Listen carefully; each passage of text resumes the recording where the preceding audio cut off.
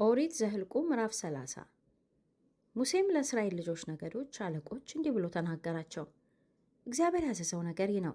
ሰው ለእግዚአብሔር ስለት ቢሳል ወይም ራሱን በመሐላ ቢያስር ቃሉን አይስበር፣ ካፉ እንደወጣ ሁሉ ያድርግ።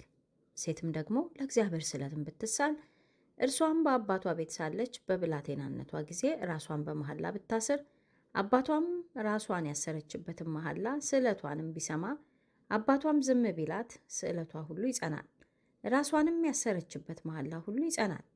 አባቷ ግን በሰማበት ቀን ቢከለክላት ስዕለቷ ራሷን የሚያሰረችበት መሐላዋ አይጸኑም። አባቷ ከልክሏታልና እግዚአብሔር ይቅር ይላታል። በተሳለችም ጊዜ ራሷንም በመሐላ ያሰረችበት ነገር ካፏ በወጣ ጊዜ ባል ያገባች ብትሆን ባሏም ቢሰማ በሰማበት ቀን ዝም ቢላት ስዕለቷ ይጸናል፣ ራሷንም ያሰረችበት መሐላ ይጸናል። ባሏ ግን በሰማበት ቀን ቢከለክላት በእርሷ ላይ ያለውን ስዕለቷን ራሷንም በመሐላ ያሰረችበትን የአፏን ነገር ከንቱ ያደርገዋል፣ እግዚአብሔርም ይቅር ይላታል። ባሏ የሞተባት ወይም የተፋታች ግን ስዕለቷ ራሷንም ያሰረችበት መሐላ ይጸኑባታል።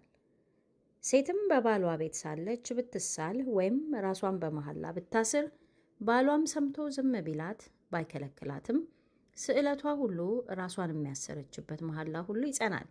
ባሏ ግን በሰማበት ቀን ከንቱ ቢያደርገው ስለ ስዕለቷ ወይም ራሷን ስላሰረችበት መሐላ ከአፏ የወጣው ነገር አይጸናም። ባሏ ከንቱ አድርጎታል፣ እግዚአብሔርም ይቅር ይላታል። ስዕለቷን ሁሉ ነፍሷንም የሚያዋርደውን መሐላ ሁሉ ባሏ ያጸናዋል፣ ባሏም ከንቱ ያደርገዋል። ባሏ ግን በየዕለቱ ዝም ቢላት ስዕለቷን ሁሉ በእርሷም ላይ ያለውን መሐላ ሁሉ አጽንቶታል። በሰማበት ቀን ዝም ብሏታልና አጽንቶታል። ከሰማው በኋላ ግን ከንቱ ቢያደርገው ኃጢአቷን ይሸከማል። እርሷ በብላቴንነቷ ጊዜ በአባቷ ቤት ሳለች በአባትና በልጅቱ መካከል ወይም በባልና በሚስት መካከል ይሆን ዘንድ እግዚአብሔር ሙሴን ያዘዘው ሥርዓት ይህ ነው።